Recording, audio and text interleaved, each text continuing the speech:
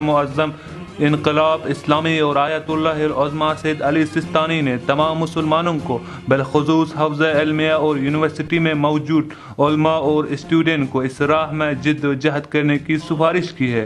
بنا پر احتیاط کی اہمیت کو مد نظر رکھتے ہوئے مجمع روحانی کرگل اور لیہ نے ایک شاندار عالمی سیمینار کا انعقاد کیا۔ اتحاد کے موضوع پر اس سے پہلے بھی دلی اسٹوڈنٹ اور دہرادون اسٹوڈنٹ اور کرگل کے اسٹوڈنٹ موومنٹ کی جانب سے بھی شاندار سیمینار کا انعقاد کیا گیا تھا، جس کا چوتھا مرحلہ مجمع روحانی کرگل و لیہ کی سرپرستی میں حوزہ علم قم میں انعقاد کیا گیا۔ سیمینار 17 فروری 2018 کو مجمع روحانی کرگل و لیہ نے اتحاد گامی بسوے پیش رفت کی موضوع پر رکھا تھا، جس میں حوزہ علم قم کے علماء اور طلاب کے ساتھ ساتھ ہندوستان کے مختلف ریاستوں میں موجود اسٹوڈنٹ یونین کے صدر حضرات اور ایکٹیو ممبر موجود تھے۔ اس میں مختلف مسائل کی جانب خطبہ نے اشارہ کیا۔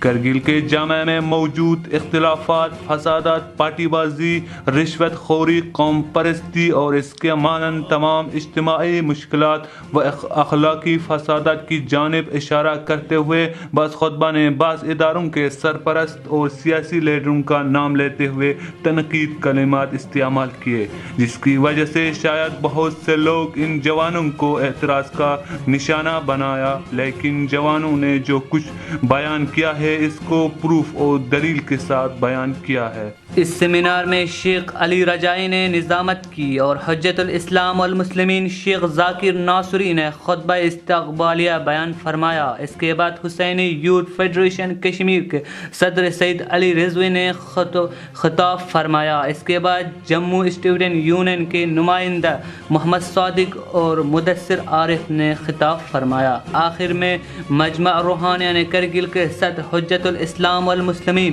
سید اعجاز موسوی نے سارے شرکاء کو خوش آمدید کہتے ہوئے سب کی قدردانی کی، بالخصوص مہمانوں کا شکر ادا کیا۔